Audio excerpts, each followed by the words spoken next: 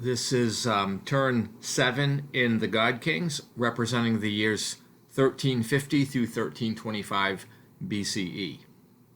And at this stage in history, Egypt's economy is in decline, and they're only able to build 3 chariots and 2 mercenary units. And of course, the pharaoh dies, and Pharaoh Tutankhamun becomes the new pharaoh sitting on the Egyptian throne. Assyria at this stage is a rising power and is able to build 3 chariot forces and a mercenary unit. The Babylonians build 5 chariot formations and recover a warrior unit, and the Hittites build 3 garrison cities for their walled cities, and they build a large number of chariot units. This really is time for the Hittites to expand the kingdom. The Egyptians do lead in victory points, but it is possible for the Hittites to gain a sudden death victory if something isn't done to balance the power. So we'll see what happens. We go into round 1, and I don't have a picture for this, but Egypt continues the siege at Carchemish, but this has no effect. The Assyrians decide to take one for the team in this game and address the growing Hittite kingdom.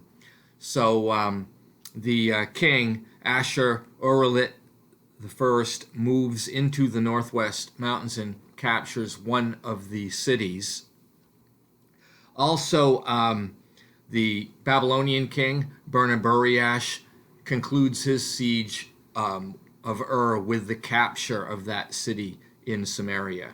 And then the Hittites capture 2 cities in Carchemish, Emar and Ashtata. Then we go to round 2. Egypt spends a card to try to speed up succession, but this fails. But they do take control of the city of Jericho, so they have that back in the empire. Then Ashur-urillit I and the Assyrian army continue to attack enemy territory, and they capture another city. The Babylonians, which are shown in this picture, attack the Sumerians in Lagash. Both sides attempt chariot charge, but it fails.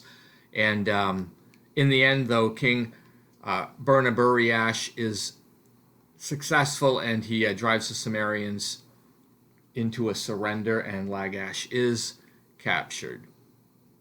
The Hittites then move their army and capture Paddan Aram and Haran. I don't have a picture for round 3, but the Egyptian pharaoh Tutankhamun dies and is succeeded by Pharaoh Horemheb.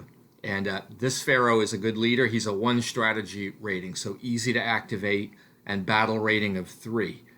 So the new pharaoh moves his army from Memphis to Gaza.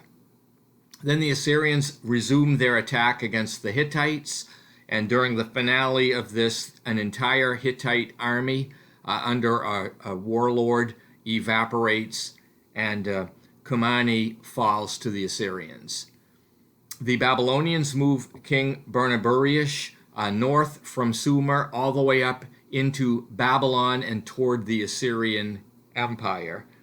And then the Hittite king moves the Hatti army through the Mitanni region and take control of 3 cities there, including the Mitanni capital.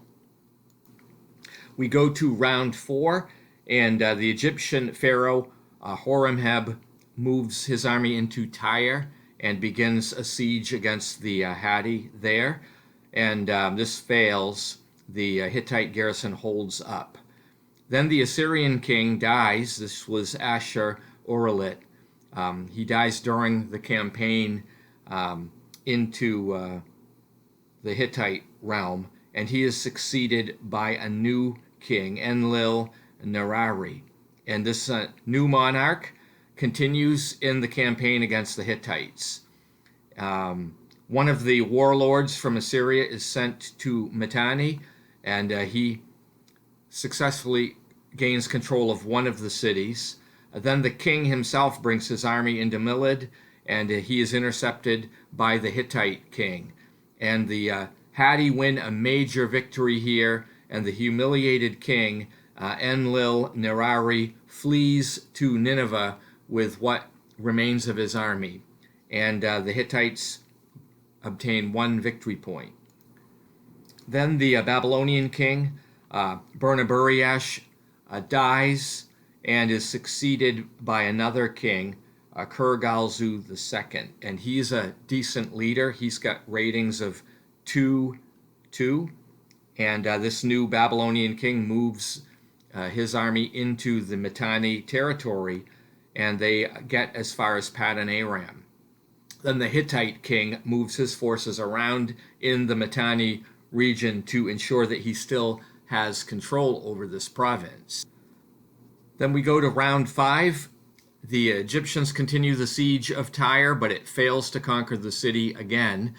The Assyrians use an invasion event, and they're able to place barbarian forces in Gasca. Then the Babylonians take control of Paddan Aram and move on into Nahrin and take control of that city from the Hittites. Then the Hittite king moves his army in to recapture Paddan Aram and Dur-Katlimu from the Babylonians. And at the end of this round, the Hittites have 19 victory points. It's 1 shy of a sudden death victory, so these are close.